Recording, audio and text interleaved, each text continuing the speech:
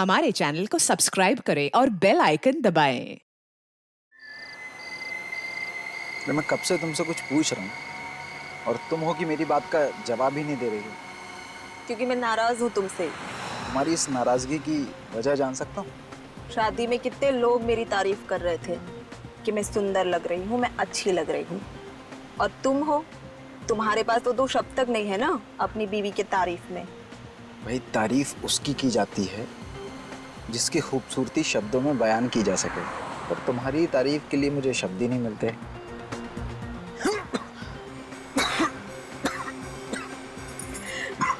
देखा वैभव, जो लोग ज्यादा झूठ बोलते हैं ना, उन्हें ऐसे ही खांसी आती है। क्या क्या हुआ वैभव? तुम ठीक तो हो ना? पता नहीं कि ये क्या हो रहा है। मेरी भी सांस अटक रही है।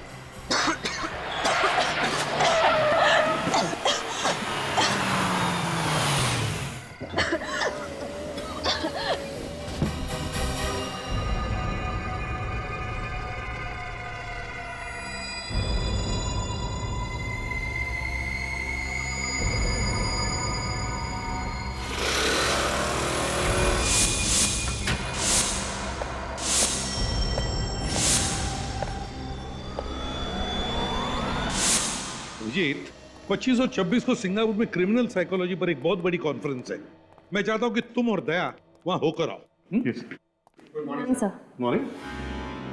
तुम दोनों इतनी जल्दी सुबह सुबह? सर मैं तो बस अभी अभी आई, पर पंकज शायद कुछ ज्यादा ही जल्दी आ गए हैं आज। अच्छा। सर मुझे थोड़ा जल्दी घर जाना है। नहीं नहीं, काम करो, जाओ तो जल्दी। लैपटॉप घर। पंकज क्यों आया था इतनी जल्दी? क्या कर रहा था वो? सर एक्चुअली जब मैं ब्यूरो में आई तब मैंने देखा कि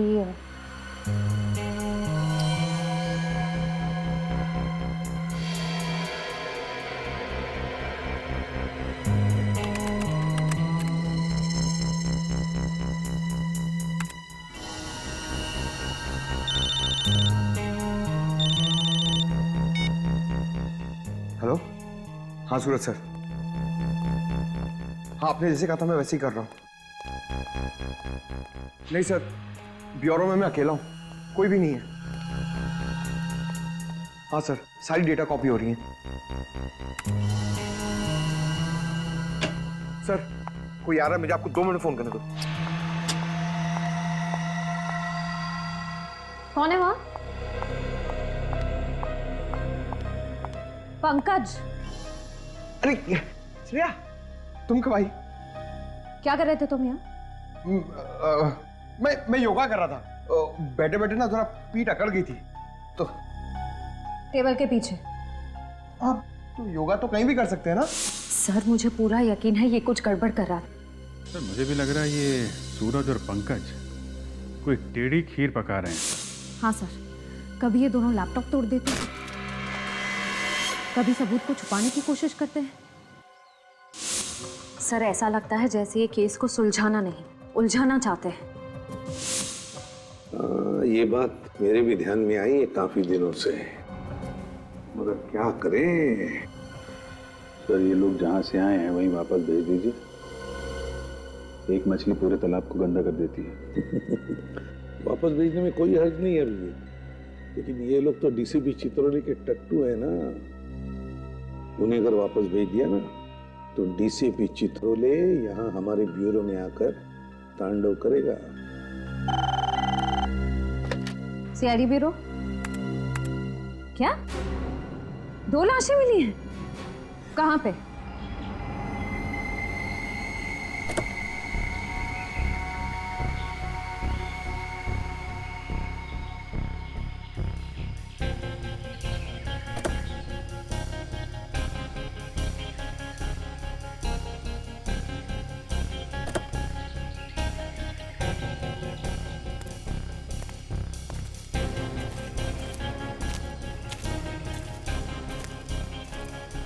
तो तुम लोग श्याम नगर का रास्ता पूछ रहे थे?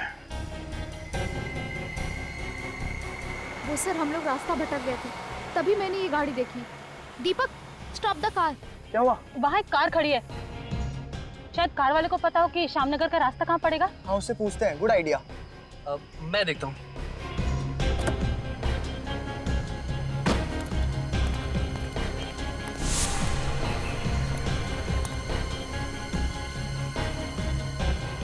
भाई साहब, ये श्यामनगर का रास्ता किधर होगा? हेलो भाई साहब, hello. Oh my God guys, क्या हुआ?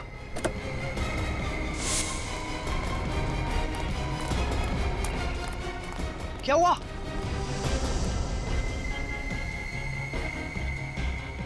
दो लाशें देखकर हमारे तो होश ही उड़ गए। गाड़ी के आसपास किसी को भागते हुए देखा? नहीं सर, आसपास कोई नहीं था। सर, अपूर्वी,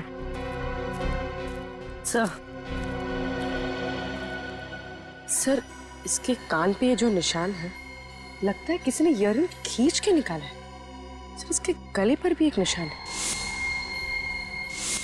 सर, लगता है मामला लूटपाट का है। हाँ अपूर्वी,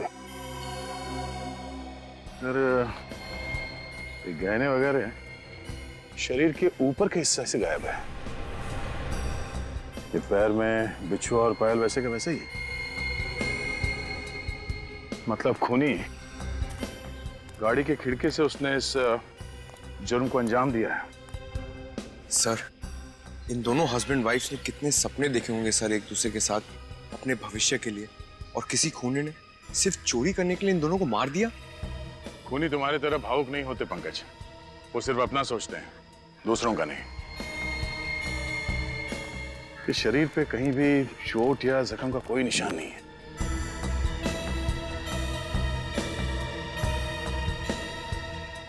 इन दोनों के पैर के नीचे ये नीला पड़ गया है।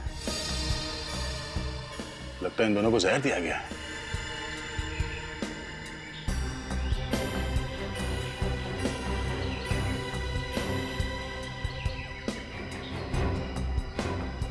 सर,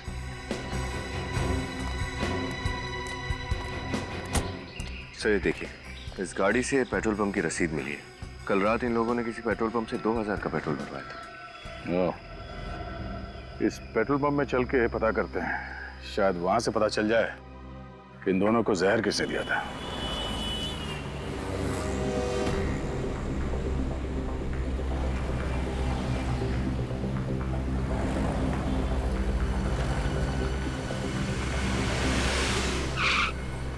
बोलो साहब, कितने का डालूं?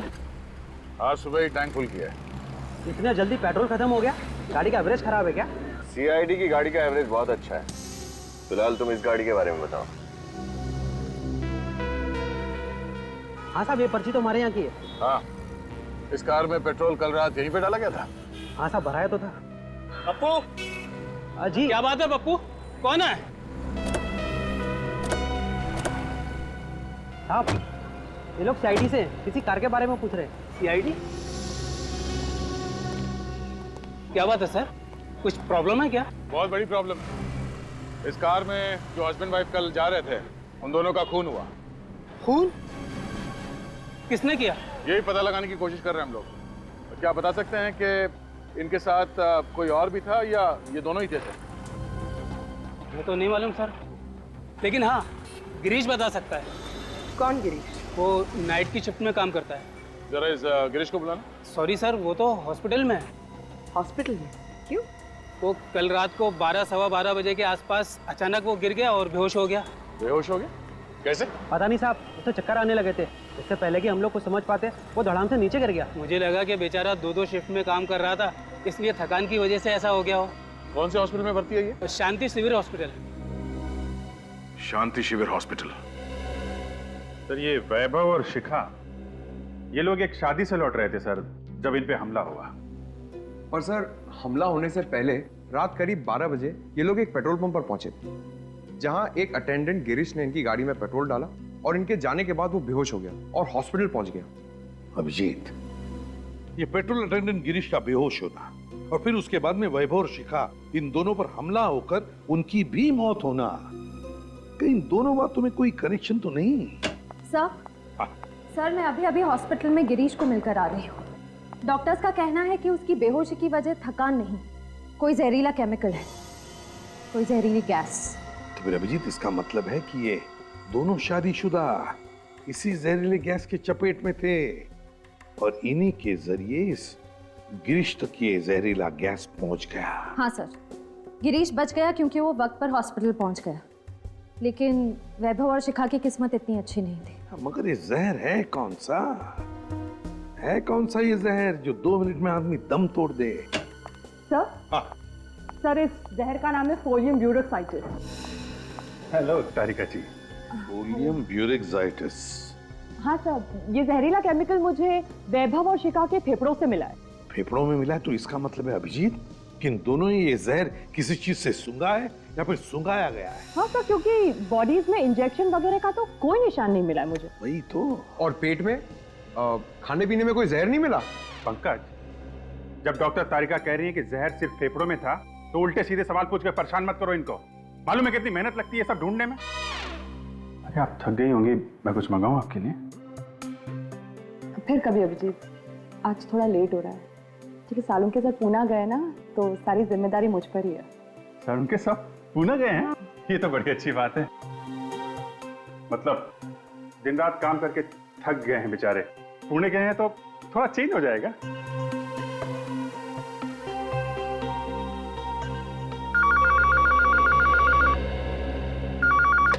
हेलो, 2 खून कहाँ पे?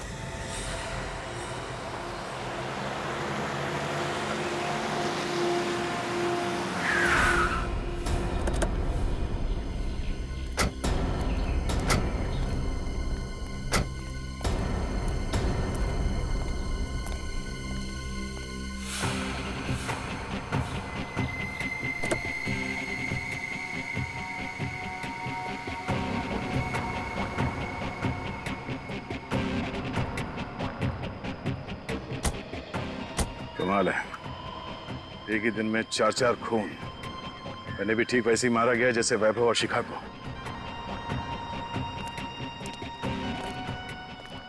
तुमने फोन किया था? मैं जी हाँ सर, मैंने फोन किया था। क्या हुआ था यहाँ पे? सुबह सुबह काम पे जा रहा था, गाड़ी को देखकर शक सा हुआ। झांक कर देखा तो दोनों मरे पड़े थे। यहीं पे रहते? हाँ सर। ठीक है, जाओ। सर, इस खूनी को जल्दी से पकड़ना होगा सर, कहीं और मासूमों की जान ना चली जाए। सर खूनी उन्हीं लोगों पे हमला करता है जो लोग देर रात शादी से घर लौट रहे होते हैं, क्योंकि शादी में अक्सर लोग कीमती गहने वगैरह पहन के जाते हैं। सर, मुझे ऐसा लगता है कि ये खूनी जरूर शादी के खाने में जहर मिलाता होगा। नहीं पंकज, डॉक्टर तारिका ने बताया कि वैभव और शिखा के फेफड़ों में जहर मिला था, तो हो सकता है इन्हें भी जहर सुंघाया गया हो। या फिर सर शादी से निकलने के बाद रास्ते में ये लोग कहीं रुके हों और वहीं इन्हें जहर दे दिया गया हो सकता है। बने ये क्या? जीपीएस सिस्टम वो भी ऑन है। अब पता चल जाएगा ये जहर इन दोनों को कब और कहां दिया गया था। वो कैसे सर? पंकज, ये जीपीएस टेक्निक लोग गाड़ी चलाते वक्त इस्तेमाल करते हैं ये जानने के लिए कि मंजिल तक पहुंचने के लिए कौन सा रास्ता सबसे अच्छा है, कहां पे कम ट्रैफिक होता है। इस जीपीएस सिस्टम से हमें ये तो पता चल ही जाएगा कि ये गाड़ी इस रास्ते पे आई कहां से और ये कहीं पे रुकी थी या नहीं। सर? हाँ सर, जीपीएस कंपनी से उस दूसरे कपल की कार का रिकॉर्ड मिल गया। चलो दिखाओ जल्दी।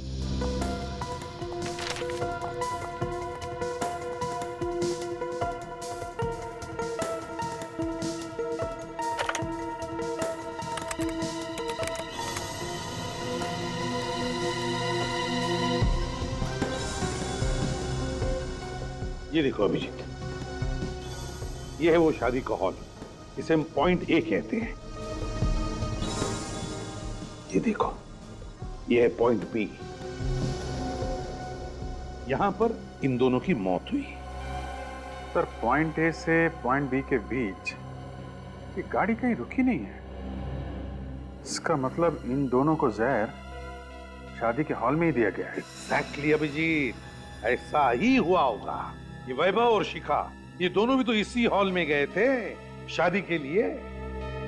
अभिजीत, इसका एक ही मतलब हो सकता है कि वहां पर कोई तो है वहां प्रज्ञा बैंक्वेट्स में जिसने इन लोगों को ये जहर सुंघाया है किसी तरह से।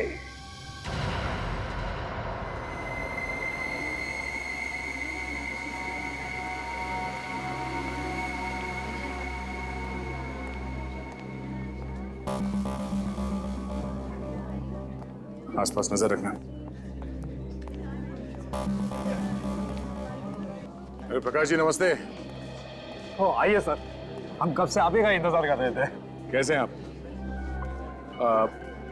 आप परेशान क्यों लग रहे हैं? सर आज मेरे इकलौते बेटे की शादी है और उसमें आप ये सीआईडी वालों की तहकीकात, बड़ी टेंशन हो रही है सर। आप चिंता मत कीजिए, कुछ नहीं होगा।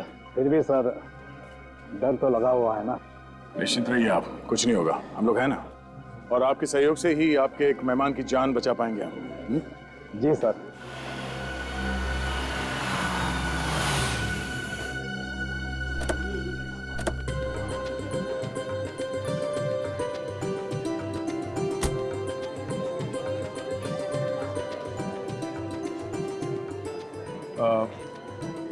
हम लोग दूल्हा दुल्हन से मिल लेते हैं। नमस्ते। बधाई हो कुमार साहब। आइए आइए ऋषभ जी, रचना जी वेलकम। Thank you. बेटे की शादी बहुत बहुत मुबारक। धन्यवाद जी, आप अपना कीमती वक्त निकाल कर यहाँ पर आए, हमारे लिए तो ये बड़े सम्मान की बात है। अरे कुमार साहब आते कैसे नहीं, शादी जैसे बंधन में इंसान रोज रोज थोड़ी फंसता है ना? अच्छा, खूब समझ रही हूँ आप क्या कहना चाह रहे हो। अब चले, दूल्हा दुल्हन से नहीं मिलना है? चलिए प्लीज। नमस्ते साहब। नमस्ते मैम साहब।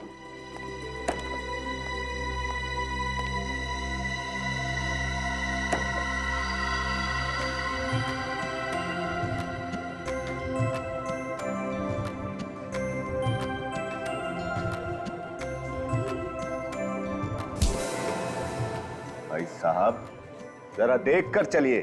माफ कीजिएगा, वैसे मेरा नाम अमित है। हमारा नाम हर्ष है और ये है मैं इनकी पत्नी रचना। बहुत खूबसूरत है जी। मतलब क्या है आपका? गलत मत समझिए, मैं इनके हार की बात कर रहा था। ये पूरे 10 लाख का है। वो क्या है ना कि 6 महीने पहले हमारी शादी की सालगिरह थी, ये भूल गए, तो सजा के तौर पे मैंने इनसे ये हार मांग दिया। कितनी बार समझाया है तुम्हें, हर जगह ये 10 लाख का ढिंढोरा पीटने की क्या जरूरत है? वाह भाई वाह, लगता है आप दोनों में बहुत ही प्यार है। जबरदस्ती मतलब जबरदस्त प्रेम है हमारे बीच में। लेडीज एंड जेंटलमैन, शादी के माहौल में तब तक रंग नहीं जमता है जब तक लोग झूमेंगे नहीं, नाचेंगे नहीं। तो अब वक्त हो चला है इस खुशियों को संगीतमय बनाने का। जोरदार तालियों से स्वागत कीजिए मिस गीता का,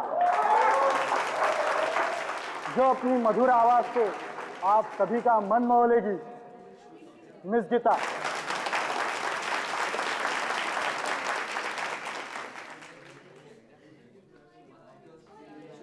ये लीजिए। सॉरी साहब, सॉरी साहब। दिखाई नहीं देगा तुम्हें? हाँ, सब पीके घूम रहे हो क्या यहाँ? जिसे देखो हमसे आगे टकरा रहा है यहाँ। भाई वो जहरीला केमिकल इन फूलों में तो नहीं है? ये सब गलती होगी साहब। क्या किया ये? साहब मैंने जानबूझ के नहीं किया साहब। गलती हुई है, जानबूझ के किया पता चल जाएगा। इन जहरीले फूलों से लोगों की जान लेता तू, हाँ? और फिर उन्हें लूटता है। साहब आप कैसी बात कर रहे हैं साहब? मैं वेटर हूँ सर, मैं खूनी नहीं हूँ साहब। चुप। रेडी, इसे ब्यूरो लेके जाओ, अच्छी तरह से खातिरदारी करो इसकी। रेडी, चलो हॉस्पिटल चलते हैं। चल, तेरा खेल खत्म। चल। साहब मेरी बात का यकीन करो, मैंने कुछ भी नहीं किया साहब। चल। ये सब क्या था कुमार जी? कुछ नहीं, अब सब ठीक हो जाएगा।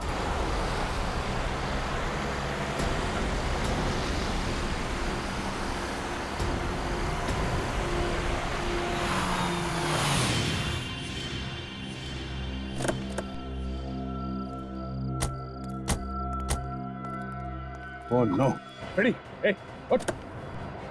सर सर लेकिन तुम दोनों को जल्दी हॉस्पिटल ले जाना पड़ेगा, निकालो नहीं। सर डॉक्टर साहब, अब कैसी तबीयत है फ्रेडी और उस वेटर राजू की? इन्होंने शायद कोई जहरीली गैस सूंघ ली थी जिसकी वजह से वो बेहोश हो गए, लेकिन अभी वो खतरे से बाहर है। हम फ्रेडी से मिल सकते हैं? देखिए फिलहाल वो होश में नहीं है, मैंने उन दोनों को नींद का इंजेक्शन दिया है, दोपहर तक होश आ जाएगा। ठीक है डॉक्टर, थैंक यू। सर जरूर ही वही जहरीली गैस है जिससे उन शादीशुदा जोड़ों को मारा जा रहा है। मगर डॉक्टर तारिका ने तो कहा कि जो फूल श्रेया और विनीत पे गिरा था उसमें कोई जहरीला केमिकल नहीं था। इसका मतलब है वो जहरीला केमिकल उस गाड़ी में ही था। लेकिन सर उस गाड़ी की चाबी हमने किसी भी बैंक्वेट के स्टाफ मेंबर को नहीं दी थी, तो फिर? अब इन सारे सवालों का जवाब उस गाड़ी से ही मिलेगा।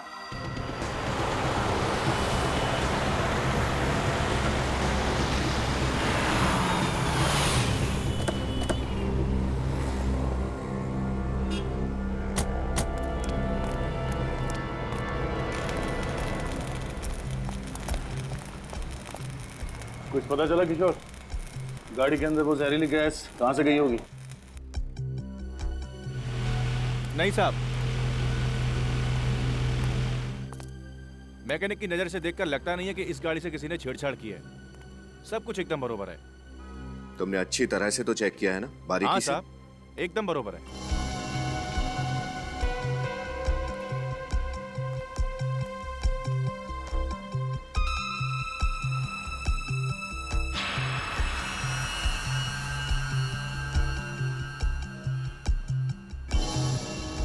सफेद क्या है किशोर, कुछ लगा है क्या? नहीं साहब, मैंने तो सिर्फ गाड़ी चेक करी है। तो मेटल पाउडर जैसा कुछ है।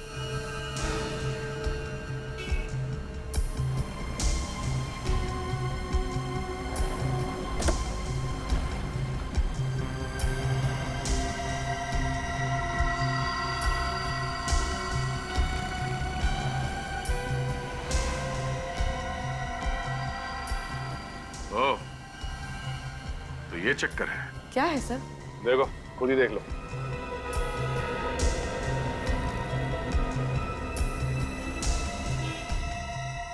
सर इतना बारीक छेद तो मैग्नीफाइंग ग्लास से ही दिख सकता है।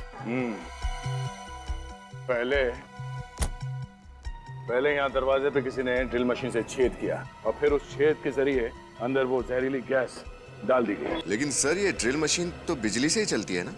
अगर उसने ड्रिल मशीन का कनेक्शन किसी और वायर के थ्रू कहीं किया होगा तो किसी ने तो उसे देख ही लिया होगा। ये भी तो हो सकता है कि ड्रिल मशीन बिजली से नहीं बल्कि बैटरी से चलती है। सब कुछ पोर्टेबल है। हेलो, हाँ बोलिए। क्या? निशान? अच्छा, ठीक है, उसकी फोटो, एड्रेस, सेल नंबर और सारी डिटेल्स मुझे भेज दो। Okay, thank you. क्या हुआ सर? प्रज्ञा बैंक्वेट हॉल का दरबान निशान वो गायब है। ना वो काम पे आ रहा है, ना ही फोन कॉल उठा रहा है। सर ये सब किया धरा उस निशान का ही तो नहीं है? अब ये तो उस दुकान से ही पता चलेगा जहाँ पे ये खास बैटरी वाली ड्रिल मशीन मिलती है। पता करो कहाँ कहाँ ऐसी ड्रिल मशीनें मिलती हैं। निखिल, लगता है ये वही डिस्ट्रीब्यूटर है जो वो ड्रिल मशीन बेचता है। चलो सुनिए, हम लोग सीआईडी से हैं, आपसे कुछ पूछताछ करना चाहते हैं। बैटरी से चलने वाली शक्तिशाली ड्रिल मशीन्स पूरे शहर में सिर्फ आप ही की दुकान पे मिलती है ना? जी, होलसेल की बस मेरी ही दुकान है उन ड्रिल मशीन्स की, और कहीं नहीं मिलेगी आपको। तो जिन दुकानों को आप ये मशीन्स बेचते हैं, 1-2 पीसेस तो बेचते नहीं होंगे, कम से कम 15-20 पीसेस बेचते होंगे। जी बिल्कुल।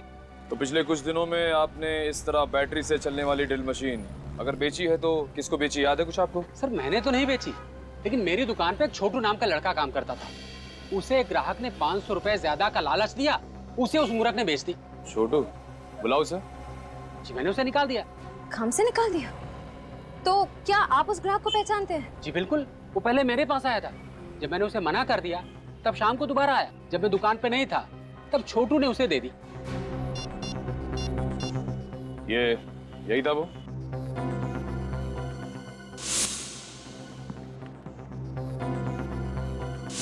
हाँ ये तो है वो। मतलब निशान ही वो है जो एक के बाद एक खून किए जा रहा है।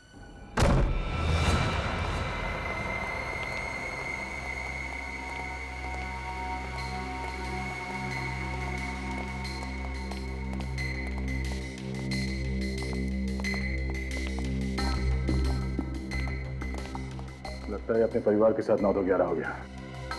तलाशी लो घर की अच्छी तरह से।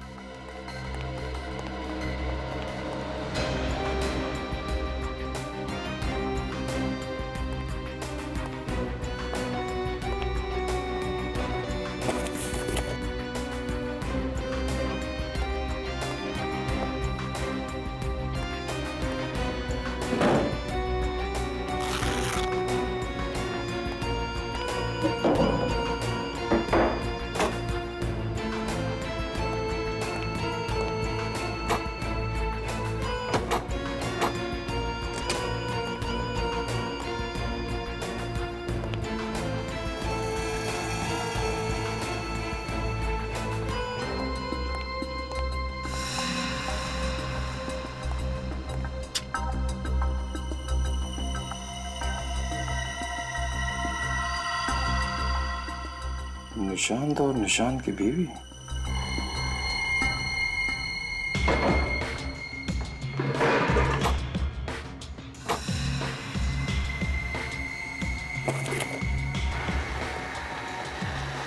ये है वो पोर्टेबल ड्रिल मशीन जिसे उस कार के दरवाजे पे छेद किया गया। सर। हाँ विनीत। सर ये देखिए, नई वॉशिंग मशीन, नया टीवी और सारा नया नया सामान खरीदा है इस निशांत ने। सर एक दरबान अचानक इतनी कीमती चीजें तभी खरीद सकता है जब उसकी कोई बड़ी लॉटरी लगी हो, या फिर वो गलत कामों में उलझा हुआ है। सर ये इयररिंग अंदर पड़ा हुआ मिला था, शायद शिखा का ही होगा। लगता है निशांत घाई घाई में सामान पैक करते समय ये इयररिंग पैक करना भूल गया। हाँ सर, मुझे लगता है शादी के हॉल में हमें देखकर उसकी हालत पतली हो गई। अपना सारा नया सामान छोड़कर यहाँ से रफू चक्कर हो गया हो। उड़ उड़ के कबूतर कहाँ तक उड़ेगा। एक काम करो, मोबाइल कंपनी से पता करो कि ये कबूतर इस वक्त कहाँ है।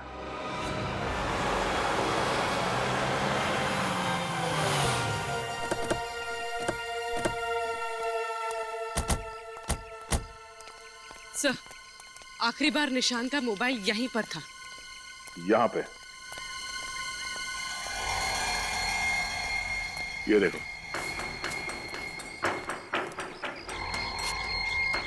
मोबाइल तोड़ दिया गया है। इसमें तो सिम कार्ड भी नहीं है।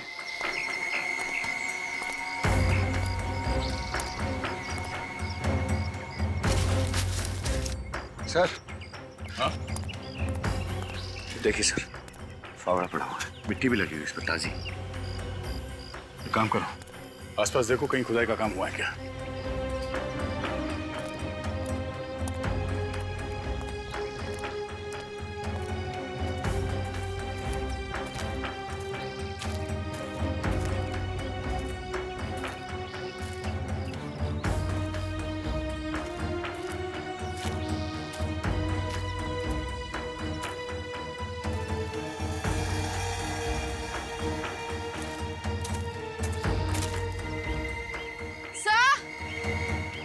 हाँ?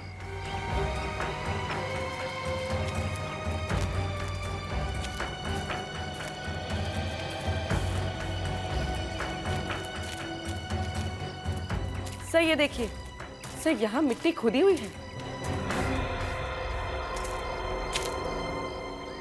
खोदो यहाँ।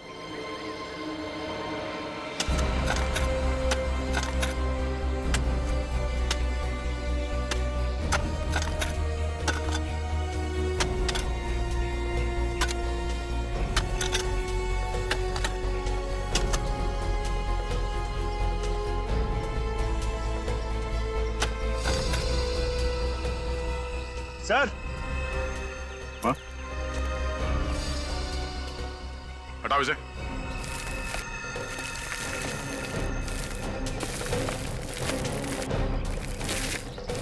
एक मिनट, लाश है, बाहर निकालो उसे।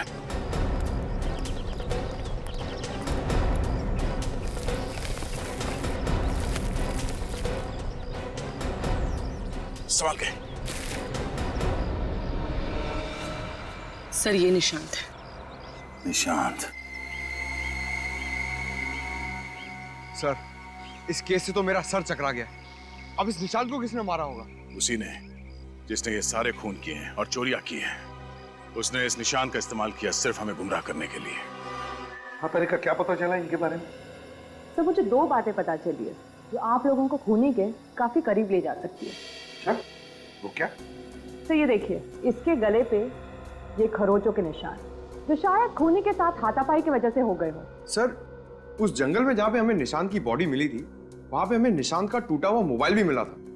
कहीं इस हाथापाई की वजह से तो वो नहीं टूटा? हो सकता है, मगर ये खरोचों हमें खूनी तक कैसे पहुंचाएंगी? क्योंकि सर इन खरोचों से ये पता चल रहा है कि खूनी कोई लड़का नहीं बल्कि एक लड़की है।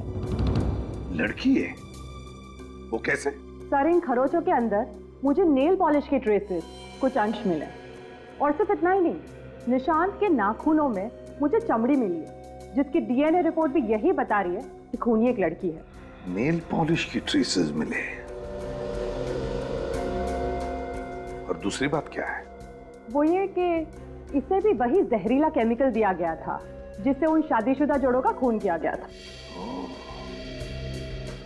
मतलब इस सारे के पीछे एक ही औरत है, एक ही औरत जिसने वो सबूत भी निशान के घर में रखे और फिर इसे जंगल में बुलाकर मार डाला। और ये सारा का सारा काम इतनी सफाई के साथ किया कि पूरा शक निशांत पे जाए। सर हो सकता है इस निशांत की बीवी उसी औरत के कब्जे में हो सकता है श्रेया, हो सकता है। पर हो ना हो, ये कोई औरत ही है, उस होटल की स्टाफ मेंबर जिसने सारा खेल रचाया है। सचिन, काम करो, प्रज्ञा बैंक्वेट पे फोन करके पता लगाओ क्या कोई स्टाफ मेंबर है, कोई औरत जो छुट्टी पर है किसी कारण।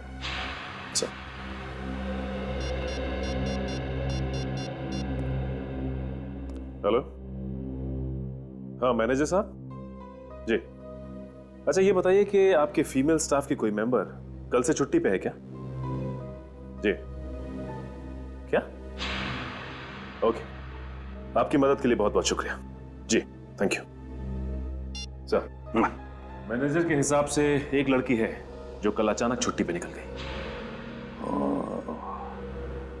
मतलब कोई तो औरत है होटल की स्टाफ जो छुट्टी पर है।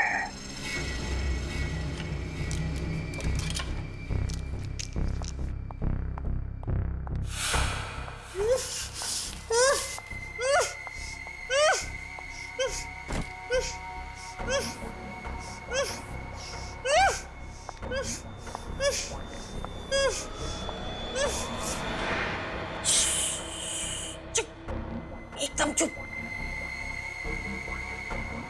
बोलना है इसलिए खोल दूं। ले। आप मुझे छोड़ दो। निशांत तो तुम्हारे इशारों पे कठपुतलियों की तरह नाचता है ना, और तुम्हें क्या चाहिए? मैं जो चाहती थी मुझे तो वो मिल ही गया है। अब तो बस एक खूबसूरत सी जगह जाकर सुकून की जिंदगी जीनी है। जब तुम्हारा मकसद पूरा हो चुका है तो मुझे मेरे निशान के पास जाने दो ना। अच्छा, अगर तुम यही चाहते हो तो यही सही।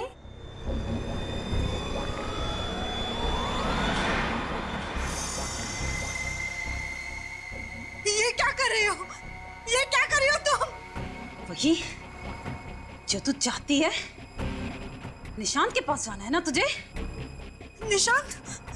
कहाँ गया मेरे निशांत? क्या किया तुमने निशांत के साथ?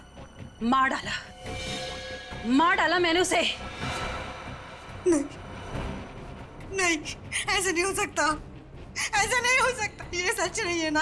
हाँ, नहीं नहीं नहीं, मत करो ऐसे। नहीं, मत करो ऐसे, मत करो ऐसे, मत करो तुम। नहीं, नहीं।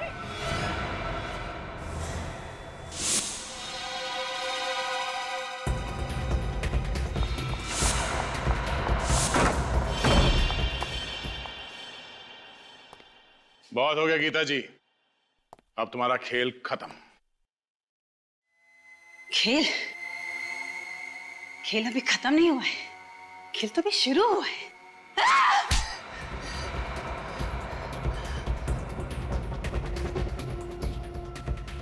बहुत शौक चढ़ा है ना खेल खेलने का। हाँ, मैंने ही किया है ये सब। इन सभी हत्याओं के पीछे मेरा ही हाथ है, क्योंकि मैं सोना लूटना चाहती थी, अमीर बनना चाहती थी। अमीर बनने के लिए, पैसा पाने के लिए 5-5 खून किए तुमने, हैं? क्या यही एक रास्ता था तुम्हारे पास अमीर बनने का? ऐसा नहीं है सर कि मैंने शराफत का रास्ता नहीं अपनाया, पर मुझे मिला क्या शराफत और मेहनत के बदले? क्यों?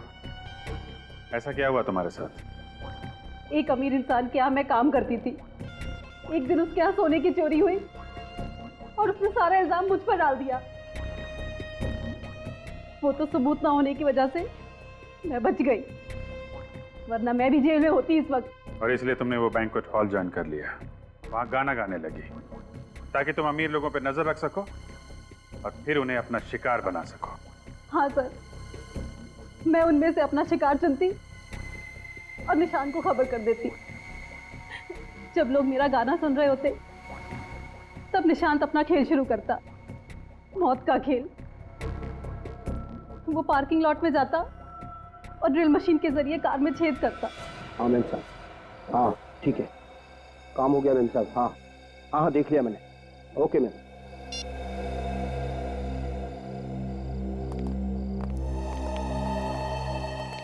जरा ध्यान रखना, मैं आता हूँ।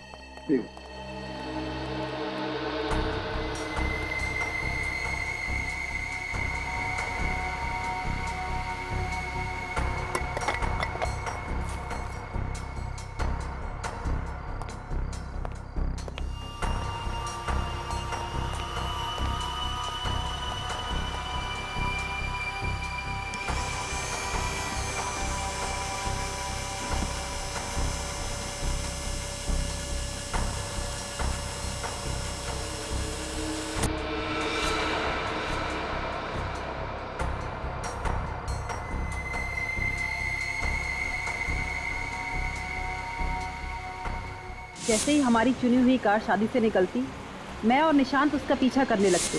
जहरीला केमिकल आधे घंटे में अपना असर दिखाता था और कार में बैठे लोगों का दम घुटने लगता। वो लोग खिड़कियां खोल देते ताकि खुली हवा में सांस ले सके, और तब मैं वहां पहुंचकर उनके सारे गहने और जेवर लूट लेती थी। निशान तो तुम्हारे लिए काम कर रहा था ना, फिर उसे क्यों मारा तुमने? सारा दिमाग मैं लगाती, प्लान मैं बनाती, और आए दिन वो बस अपना हिस्सा बढ़ाने की बात करता। और वैसे भी मैंने तो उसे बस एक जरिए की तरह इस्तेमाल किया, एक मोहरे की तरह, ताकि सीआईडी का शक उस पर जाए। जब मेरा काम खत्म हो गया तो मैंने उसे भी मार दिया। वाह रे वाह, अगर इतना ही दिमाग, इतनी ही मेहनत किसी अच्छे काम के लिए इस्तेमाल करती तो वैसे ही पैसा कमा लेती, पर नहीं, 5-5 खून किए तुमने। तुम्हें तो फांसी ही होगी, फांसी। For more updates, subscribe to our channel, click the show links and enjoy watching the videos.